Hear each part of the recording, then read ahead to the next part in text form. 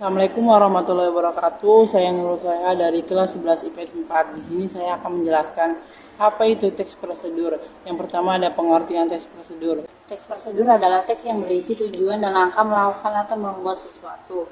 Tujuan dari teks prosedur ini adalah memberikan petunjuk tentang cara melakukan sesuatu melalui tindakan-tindakan atau langkah-langkah yang urut. Berikut beberapa tema umum dalam teks prosedur. Yang pertama ada teks bertema kebiasaan hidup, misalnya kiat hidup sehat, kiat belajar menyenangkan, dan kiat sukses bertetangga.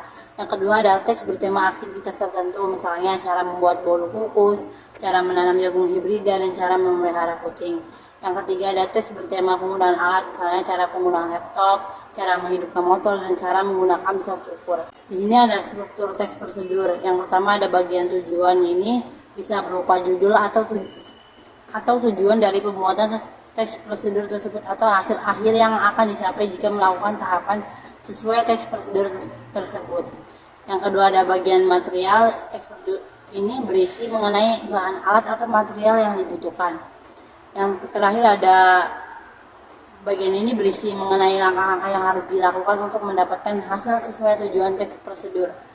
Di sini ada kaidah kebahasaan, yaitu menggunakan konjungsi temporal, menggunakan kalimat imperatif, menggunakan kata kerja material dan tingkah laku, menggunakan partisipan manusia secara umum.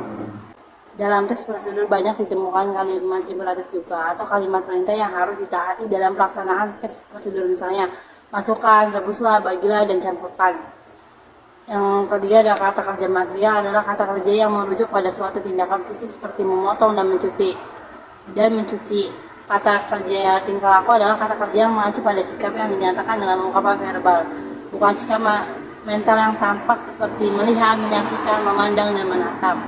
Yang terakhir ada partisipan manusia yang digunakan dalam teks prosedur meliputi pronomina atau kata ganti yang digunakan untuk penyebutan berikutnya, seperti kata ganti orang ketiga tunggal yang mengacu pada subjek orang. Contoh, apabila sebuah blog memiliki banyak pengunjung, bukan tidak mungkin pemilik blog mendapatkan penghasilan dari blog tersebut. Sekian dari saya, Nur Saleha, kurang lebihnya mohon maaf. Assalamualaikum warahmatullahi wabarakatuh.